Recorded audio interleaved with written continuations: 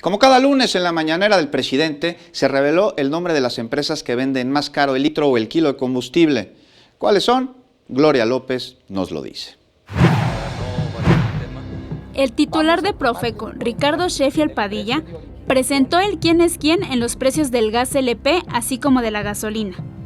Explicó que en el caso de los precios por cilindro, la marca más cara es Grupo Tomsa con 17.66 pesos por kilo, luego del Grupo Pagasa con 17.45 pesos.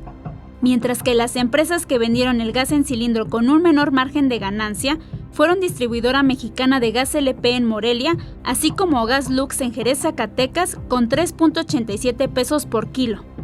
En el caso del gas estacionario, se detectó que el gas Express Nieto en la alcaldía Tláhuac, en la Ciudad de México, se reportó un precio al público de 9.39 pesos por litro, pero en la terminal de almacenamiento y reparto obtuvo un precio de 3.91 pesos, lo que indicó que su ganancia de 5.29 pesos por litro fue la más alta del país.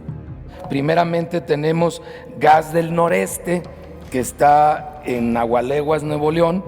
Está a 10 kilómetros de distancia del centro de abasto, tiene un precio al público de 7 pesos con 33 centavos por litro y tiene un precio de originación TAR de 4 pesos con 69 centavos, un margen de 1 peso con 71 centavos. Ellos son los que tienen el margen más bajo en todo el país en el gas para tanques estacionarios. Detalló que en el precio de la gasolina regular, la más cara es de Arco con 20.17 pesos y la más barata es de la gasolinera Orsan con 19.8 pesos. En cuanto a la gasolina premium, la más cara es la de la compañía Arco con 22.11 pesos y la más barata de Orsan con 20.56 pesos. Respecto al diésel, la más cara es la de la gasolinera Arco con 21.91 pesos, mientras que la más barata nuevamente es de la estación de servicio Orsan con 20.93 pesos. Gloria López, 21 Noticias.